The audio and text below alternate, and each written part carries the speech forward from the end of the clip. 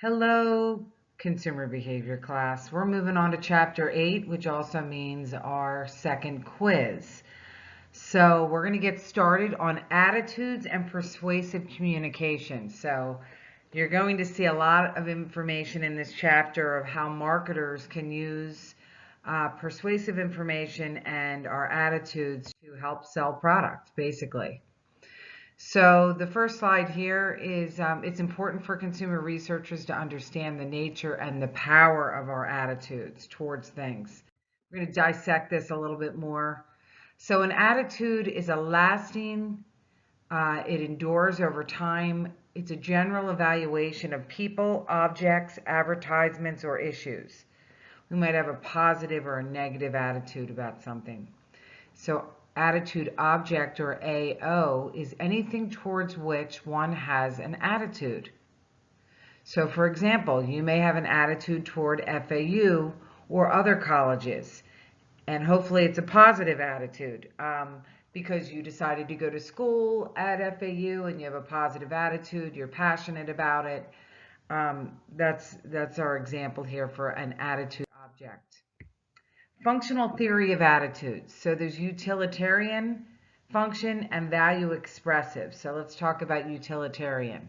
It relates to rewards and punishments. We develop attitudes towards products because we know they either provide us pleasure or pain. For example, ads that stress a straightforward approach to the benefit of consuming their product, like drink a Diet Coke, it's just for the taste of it. So it's very straightforward using a utilitarian function versus a value expressive expresses consumers' values or self-concept. What does a product say about us and our social identity? Now that has taken on a whole new meaning now with COVID-19. Certainly wearing a mask, for instance, or not wearing a mask. What is our attitude about that, depending on where we go and what the rules are? Ego defensive function. So this is more functional theories about attitudes. So there's two here. A knowledge function and an ego defensive function. So attitudes we form to protect ourselves from external threats or internal feelings. Products that appeal to our ego are things like, you know, a scent that might be a macho kind of scent, smelling good, deodorant ads. As I've mentioned before, toothpaste, whitening, anything that's going to make us feel like, we look the best that we can look. And we want to make sure we look that good, so we need to purchase their product and listen to their messaging. Knowledge function is we form attitudes because we need order, structure, or meaning that applies when we are confronted with a new product.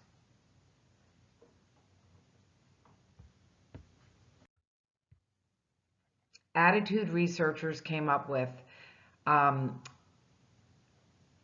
these hierarchies of effects. So there's a sequence or steps that occur on our way to an attitude about something. So the first part they talk about, and we've talked about this before, but we're talking about it in terms of attitudes. So high involvement hierarchy means that we think about something, we feel it, and then we do it. So problem solving process of collecting information, evaluating it, and acting on it. So it's usually, when we say high involvement, it usually is a higher risk and a higher price tag. So I have an example here, maybe of a car purchase or maybe a computer or anything you're going to spend a lot of money on.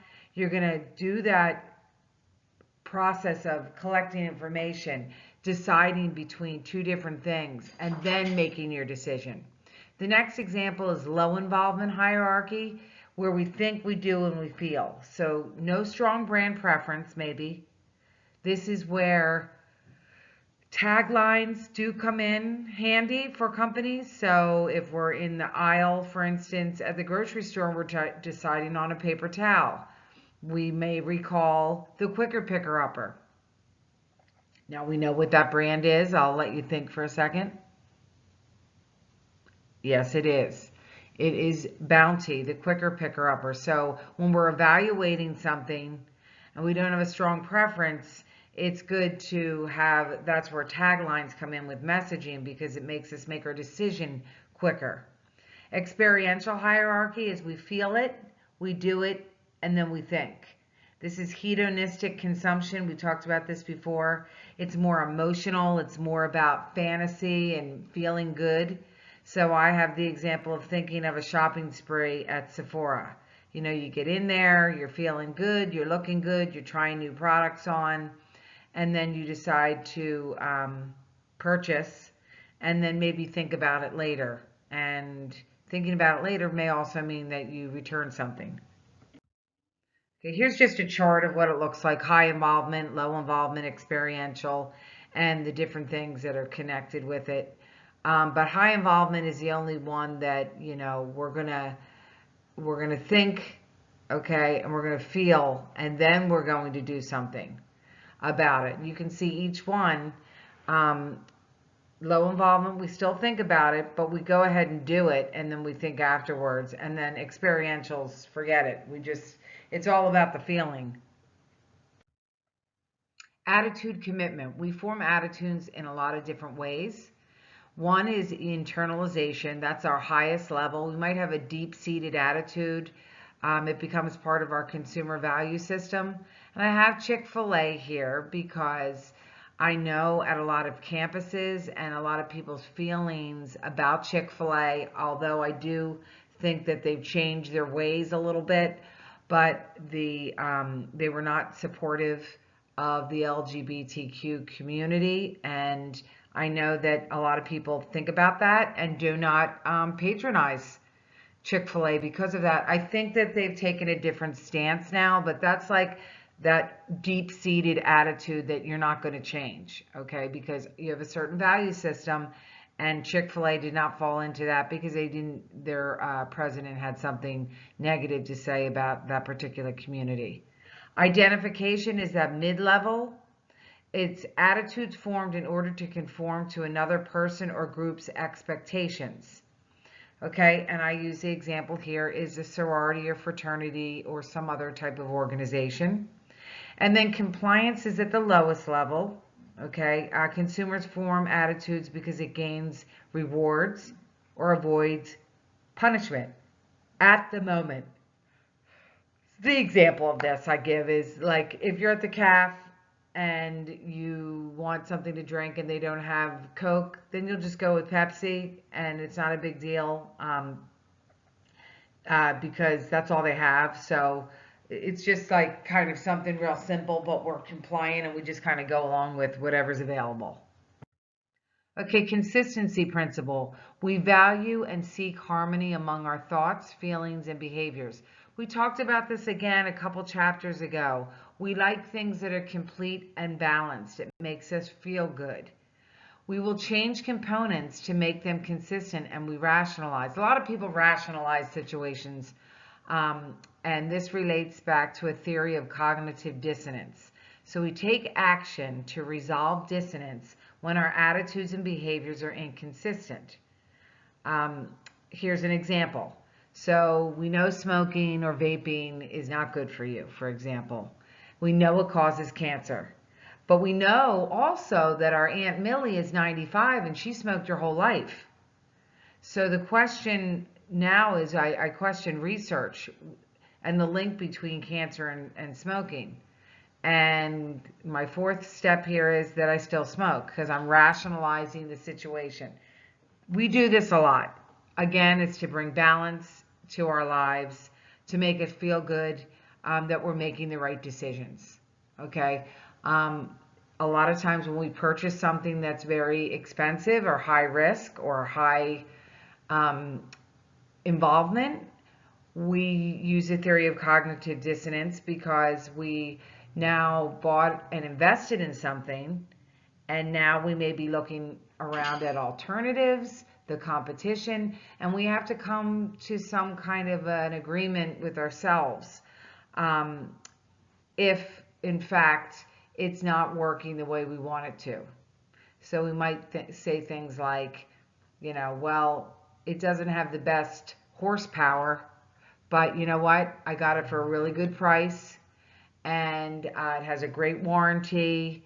It's a really cool color. It fits a lot of people, so we kind of go back and forth as to like the positives and negatives to make ourselves feel better about our decisions. So again, this is called the balance theory. So consider how a person might perceive relations among different attitude objects and how he or she might alter attitudes to maintain consistency. So I'm going to give you some examples here so you understand what I'm talking about. So the example here, or the concept here, is called the triad attitude structure. We want them to all be harmonious. So each triad or triad contains one person with the perception of attitude object, the perception of the other person's object. If they are unbalanced, there is tension, so we adjust our perceptions to restore our balance. So an example here is we think a celebrity endorsement gone bad. Okay?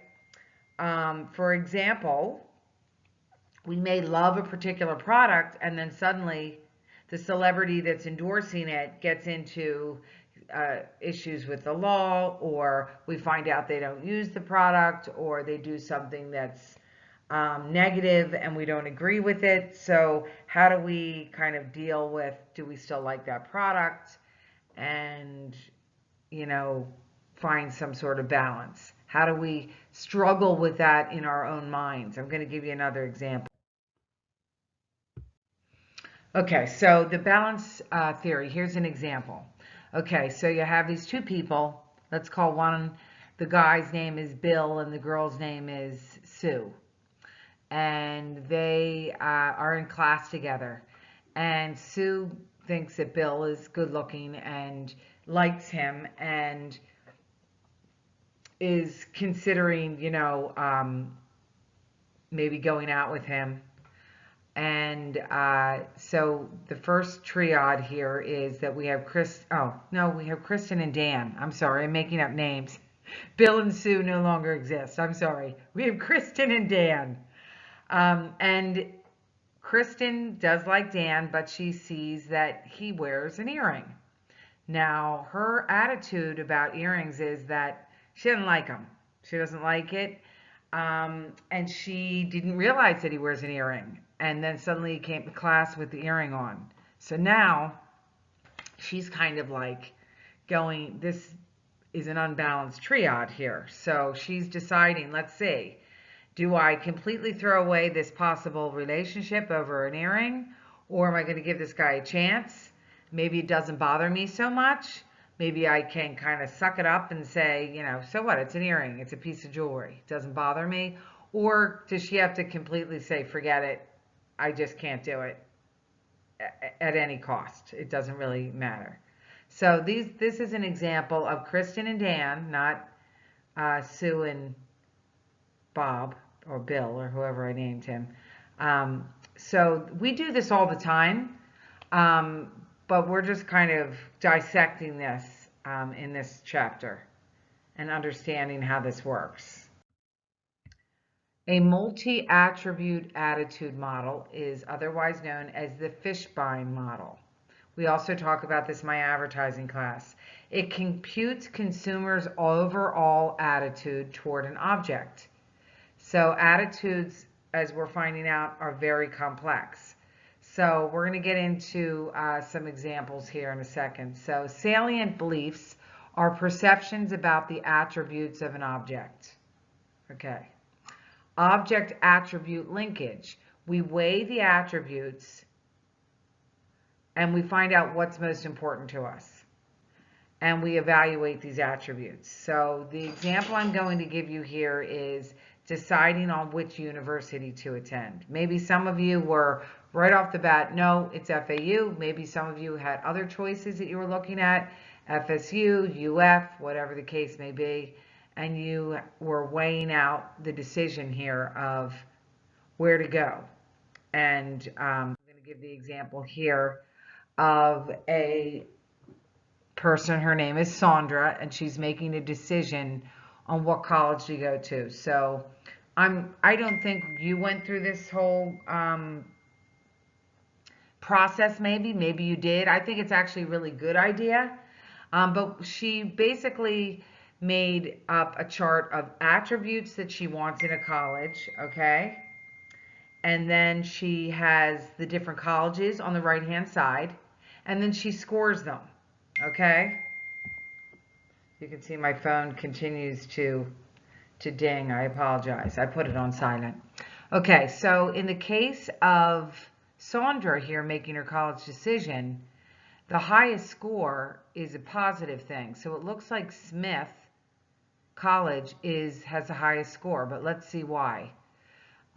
They score not quite highest on academic reputation, so that was an attribute she looked at. She clearly wants an all-woman college. All right, that's the high score.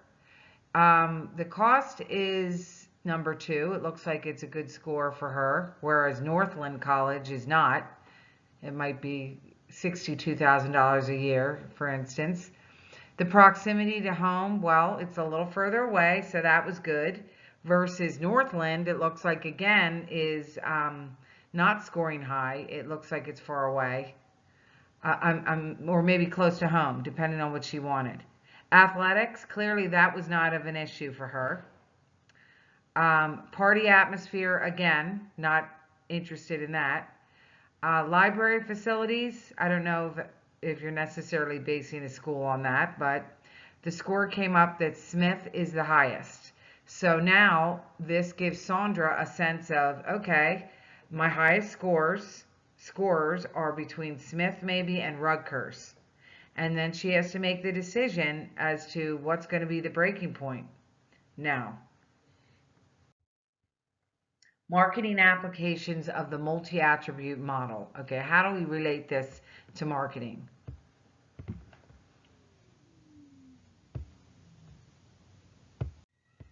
Okay, so capitalize on relative advantage. If there is a quality that's perceived to be important, then they should promote it, like a lower price, or it's the best in class, or it's #1 quality.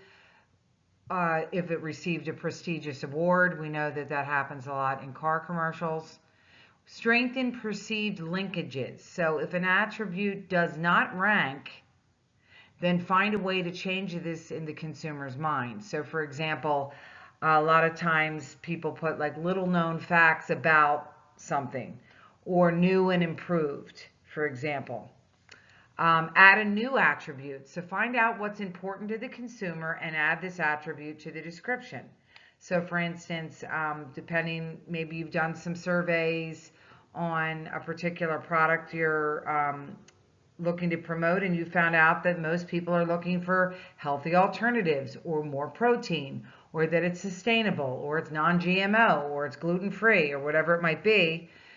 You need to start adding those on the packaging and in the messaging so that people know about it, and they'll think about your product now in a different way. A lot of companies do this with products so that they give alternate ways to use the product. And I used the example before of Mr. Clean Eraser. It's not just for getting crayon off the wall or smudges, but it's also good for soap scum in the bathroom on your glass shower doors, or Hellmann's mayonnaise, or any kind of mayonnaise. Instead of just using it as a sandwich spread, oh, it's also good for as an alternative to butter for grilled cheese. So these are ideas, alternatives. Next is influence competitors' ratings. So comparative ad campaigns on cost or attributes are very popular. Verizon does this a lot. Car companies do this a lot. I have an example here of a Samsung commercial versus Apple phones, and this was a commercial from a couple years ago, but it's really a great one because, well, it relates to graduation and seniors, but it's a great one because it really does show how Samsung, how cool their phone is, although I don't own one. But it is a great commercial. So take a look at this and you'll get a real sense of what I mean when we're talking about competitor ratings in in marketing applications for messaging.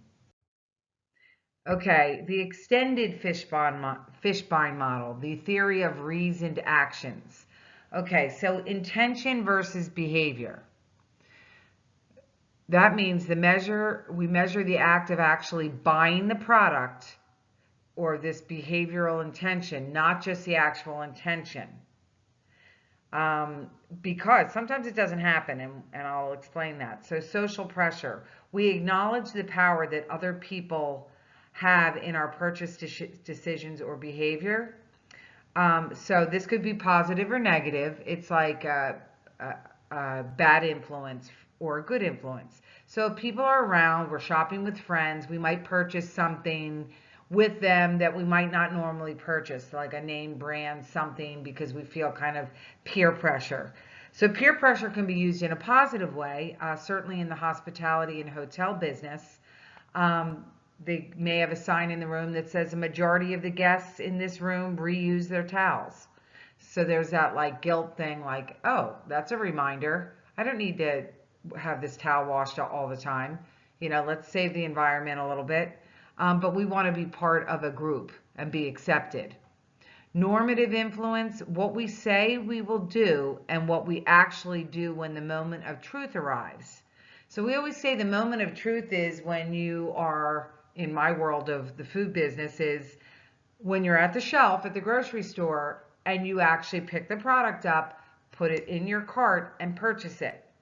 Because sometimes we go in with the intention of purchasing a particular brand or flavor or whatever the case may be. But when we get there at the store and we're at the actual moment of truth, we make a different decision, and something affects our decision. It could be the price. It could be the person we're with. It could be we don't have a lot of time. We're just grabbing something quick off the shelf. We could have a coupon that's expired. We could, it could not be there. It's completely missing, and we, have to purchase something else. So that's a normative influence. Subjective norm. Now we're going to talk about intentions again versus behavior. So what we believe other people think we should do. So it usually is like a parent or teacher influence. So we think back to Sandra's college decision about attending an all-girls school. So maybe that was high on her list of attributes, but then when she gets around her friends, maybe they're kind of like, what are you doing? This is really nerdy. Why wouldn't you want guys in your class? And then she might kind of like downgrade her decision and make that attribute, maybe that's not as important. So that's a subjective norm. So again, from social pressures can also lead us to poor decisions. So I mentioned that in the last slide. So that would be if we're texting and driving. So there's a lot of ads out there now to show the consequences of this. It can wait. You don't need to be looking at your phone and be distracted when you're driving. And this ad kind of says it all. Can't turn around from that. Okay, so how do marketers change our attitudes? It's very difficult. We have a certain attitude about something, and it could be deep-seated from like our childhood or something we became loyal to a long time ago. So how would we change our attitude? So let's go through some information in this slide. So persuasion involves an active attempt to change our attitude. So reciprocity is when they give us something first, and then we may, do something because of that. So here's an example of that. So you may have received in your home something from, say, Nielsen, where they want you to take a survey for them, and you might do that because they sent you money, or they sent you something free. Sometimes they do this with charities, like St. Jude will send you free address labels or some stickers of some sort to persuade you to donate to them, and really feel guilty if you don't, if you end up taking the stickers or address labels or whatever, or cards, and then you turn around and don't even donate. Scarcity is another thing. Unavailable makes it more attractive. There's a limited edition, limited numbers, that kind of thing might change our attitude. Authority, maybe it's influenced by someone from the New York Times, giving it credibility. Maybe if you're into cooking and a certain chef influences you, or you're into music and a certain musician recommends a particular artist. Consistency. We try not to contradict what we said before. So, that's kind of about the messaging of being consistent with your messaging, and that can also help us change our attitude. And we're not kind of all over the place as marketers. Okay. Liking, we agree with those we like or admire. So if a particular celebrity or influencer is telling us about something, we may listen and change our attitude about it because this person's attractive, or we like them, we relate to them. And then lastly is consensus. Is everyone else doing it? Okay, I'll donate.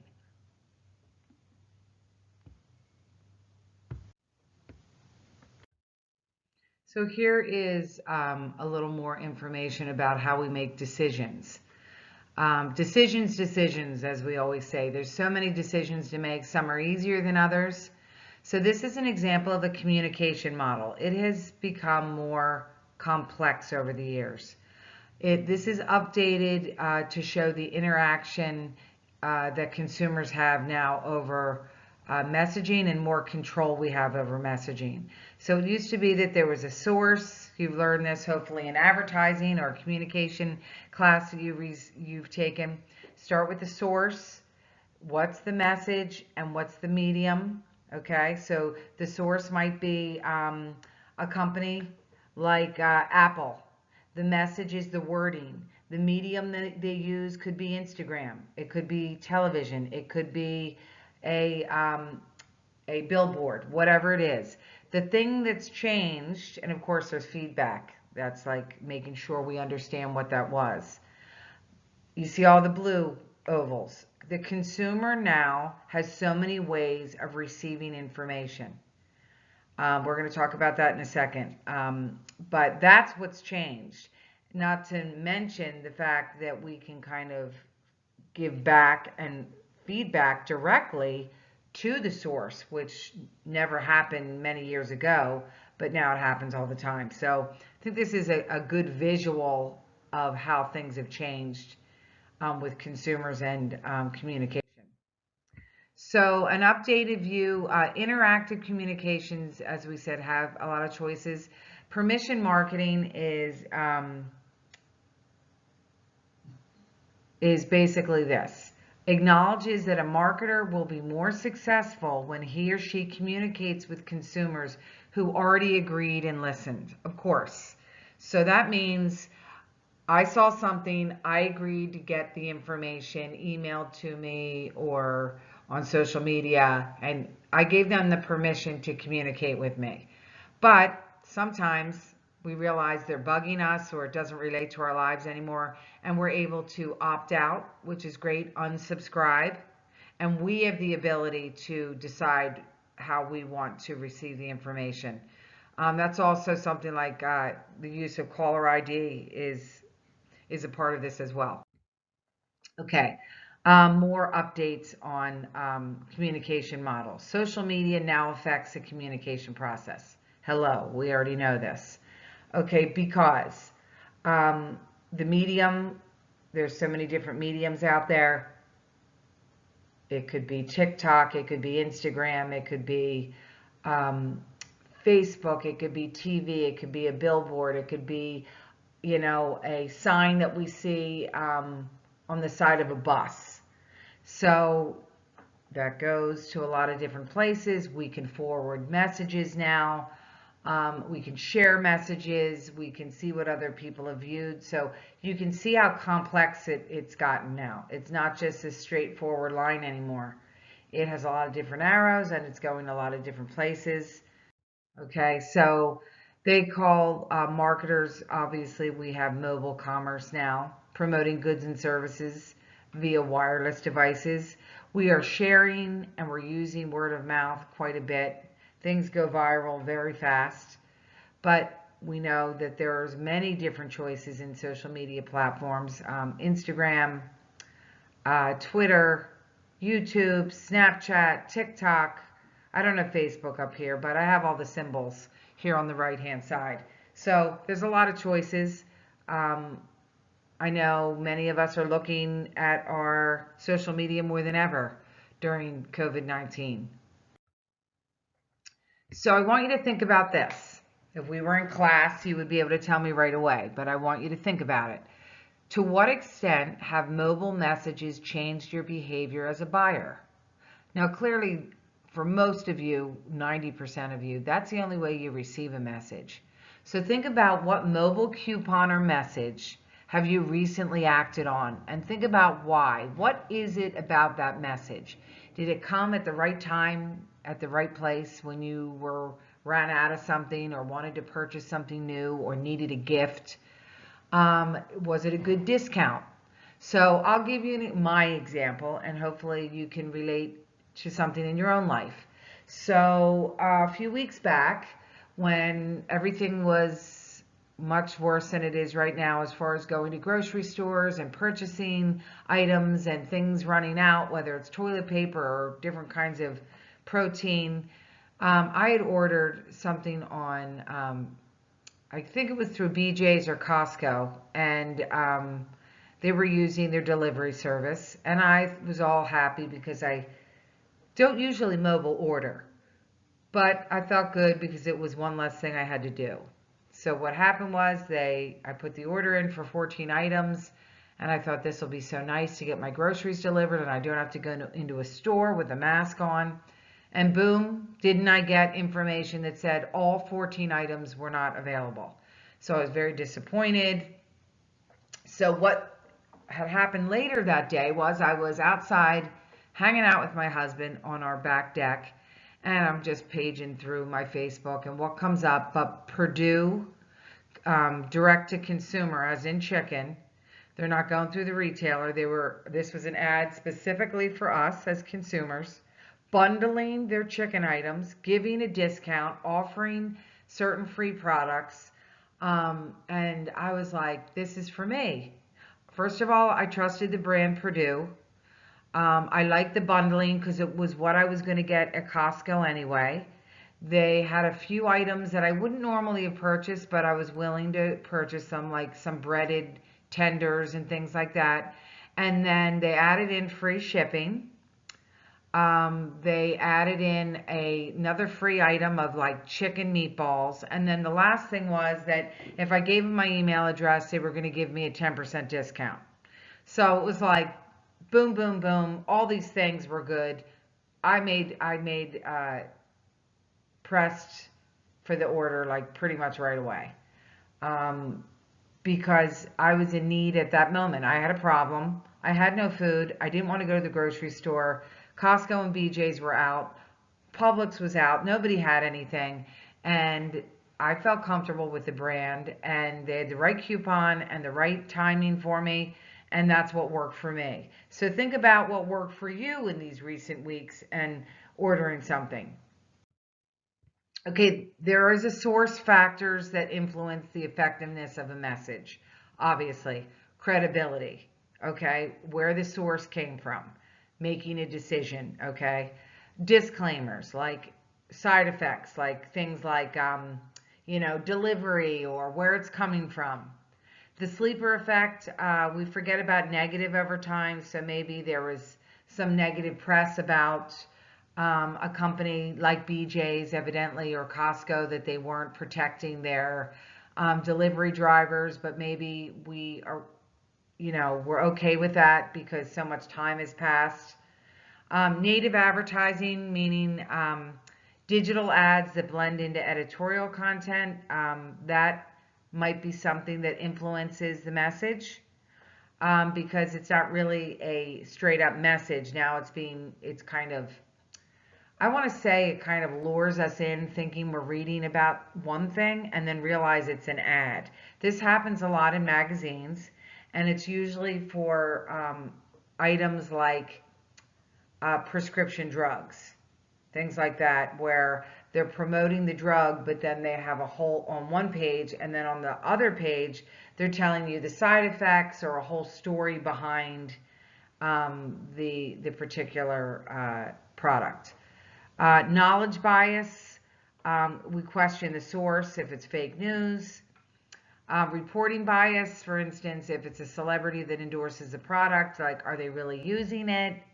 It may affect the message a little bit. I always question like beauty products. I highly doubt many celebrities are dyeing their own hair. Okay, source attractiveness is the person's physical appearance, something that's attractive, something we're trying to attain.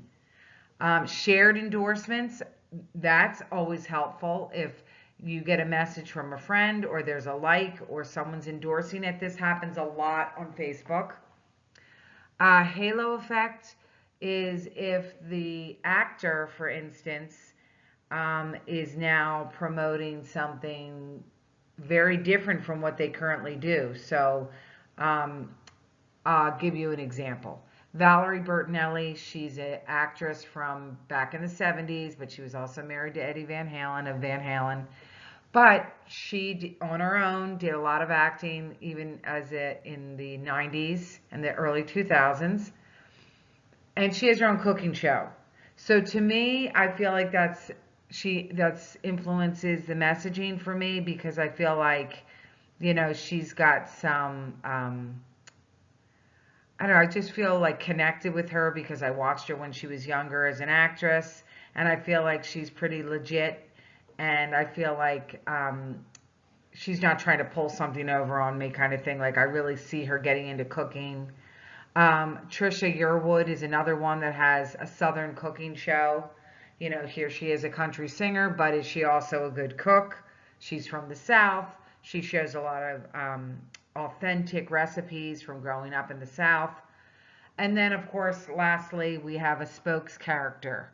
So something like, the gecko in the Geico commercials. We might think that gecko is cute, and that affects the message and influences our purchase, and we have a likability with the actual character as well.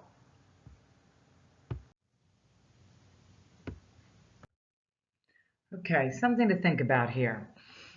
Think of a celebrity endorser that you find to lack persuasive ability.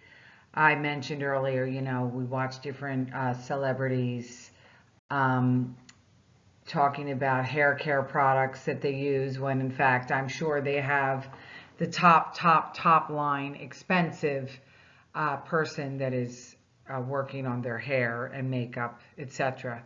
So what is it about the person, product, or endorser product fit that fails to persuade you? So I have an example here, and it's been a skit on Saturday Night Live as well. But Chanel No. 5 a few years ago used Brad Pitt in an ad. And it's just kind of like insincere, trying to be artsy and mysterious. So it got a lot of fun made out of it. I know that Matthew McConaughey, when he does the commercials for the car, of course, I don't even know what the heck the car is. It's not a Cadillac, I don't think. But anyway, that he just gets very intense about things and uses certain words and silences and it just seems a little ingenuine. So I just want you to think about that. But take a look at this video. It's funny, if nothing else, Brad Pitt with Chanel No. 5. Okay, decisions marketers make about messages. So lots of things, and it all depends on the medium. Okay, it could be something social media based, it could be something that is in a magazine, it could be on TV, it could be a video. I mean, there's so many different options, but let's think about this. So should we use pictures or words? As they say, pictures, right? They are make us think differently, and they're worth 1,000 words. So depending on the product, depending on the vehicle that you're using, certainly a billboard is a great place to put a picture, especially in Times Square. Think about the side of a bus. Think about a magazine ad. So obviously it's something with a lot of colors. That's an option. How often should the message be repeated? Okay, sometimes it's so much and it's, we're getting exhausted from it, bored, or we just don't even see it anymore. A lot of this happened, I don't know if you noticed this during COVID-19, even it's still happening. But we think about the repetition of some of these companies. Okay, so the next area here is, should it draw an explicit conclusion? By using the product or service, you look a certain way, you're happier, etc. Should it show both sides of the argument? A lot of times there's a comparison to show, to persuade the customer. Should it explicitly compare products to competitors? Sometimes that works, sometimes it doesn't. It depends. Should it arouse emotion? Certainly there are some ads out there that, make us laugh and cry. And should it be concrete or based on imagery? Should there be, a use of cartoons? Should there be a use of, animated characters? Should it be real people based in a real situation? Fantasy. It just depends on the product, on the company, and the vehicle you're using. Repeating the message. There's a two-factor theory. There's a fine line between familiarity of a message and just getting bored with it. Too much can lead us to what we call a wear out. Advertisers try to counteract this by using a variety of times, like a 15-second ad, quick ad versus a 60-second ad.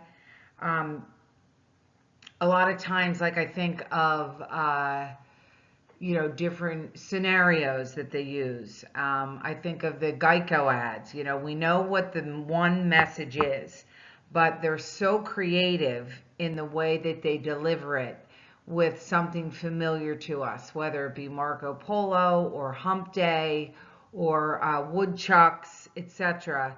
It's just very creative, and although it's been running with the same message, it always is something that is humorous and we want to watch because we want to see what the next thing is.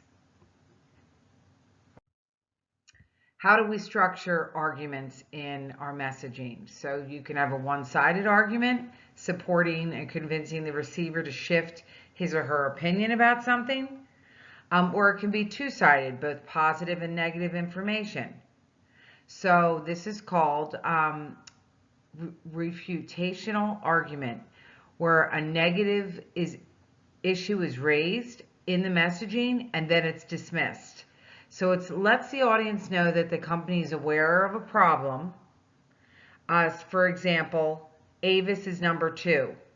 We'll work harder compared to Hertz. They know that they're second in line, but they've decided to use that for something positive, that they'll work harder so that they'll try to get into that number 1 spot. But that was very creative of them. Positive attributes should refute presented negative attributes. So, for instance, we know we have smelly clothes, whether it's from working out or a dog on a bed rolling around in our sheets. But Gain is this great smelling detergent. So they show you this negative, and then they show you the positive of using Gain and not ever smelling that dog again. Effective with well-educated and not yet loyal audiences. Okay, so that's something that companies know, that they're going after that target audience. Maybe you're not loyal to a particular product, but you're well educated, and so they're going to use these positive attributes, um, refuting the presented negative attributes, okay? Here's a great example of comparative advertising. Again, sometimes it works. For this particular one, I think it's great to see a visual. This is for Pop Chips, which are actually pretty good. Um, they compare two recognizable brands on a specific attribute. So the attribute here is the calories. And they show, look, you can have this many Pop Chips compared to this many potato chips for the same amount of calories. And, you know, they talk about taste maybe and crispiness or whatever, but less guilty, more pleasure. And they have the big 100 there because we know, you know, serving size, ooh, we're getting a lot more for 100 calories than we would with a regular potato chip. So I think that's pretty effective. New message formats. Okay, so there's a lot of clutter out there. We need to be entertained, whether it's with TikTok or something else that's going to keep our attention. So there's the martyrdom effect, which is like the ice bucket challenge is an example. I know there's some other challenges lately out there on social media platforms. Mobile commerce, we know that, you know, quickly buying something right online when we see it. Reality engineering, this is when marketers take a popular element of a culture and use it as a promotional vehicle. So they give the example in the textbook of a company called Quill.com, and they sell Dunder Mifflin products from The Office at their website or stores. And that's called reality engineering. Sometimes, you know, we do this as a connection with something, a connection with the target audience. It's funny. And then guerrilla marketing is probably my favorite kind of marketing because it takes creativity, it's unconventional, and it's usually somewhere that you're not suspecting it. So this is a great video from on YouTube, and it gives a variety of examples of guerrilla marketing that have been out there. Maybe you haven't even seen any guerrilla marketing. It's usually in like big cities, somewhere where you're getting a lot of traffic, crowds. Of course, this isn't happening much anymore currently, but I think it will be back at some point. But take a look at some of these really cool guerrilla marketing ads, and you'll get a sense of what I'm talking about. Product placement and branded entertainment is probably one of my favorites as well. Insertion of specific products and use of brand names in movies and TV scripts. You may have seen this. Directors incorporate branded props for realism. They're also doing this in a lot of videos as well. Cheetos has done this, involved with, I guess, Lizzo in one of her videos, as well as Katy Perry. Its product placement can be positive or negative when it comes to consumer decision making. Does this affect you at all? Do you like to see brands that you know? Do you even notice it? This happens all the time, whether it's on a TV show. Seinfeld was very big on having products. Friends was another one. Dunder Mifflin, oh, I should say The Office. Certainly movies, whether it be cars that they use or certain products like Doritos here. This happens a lot.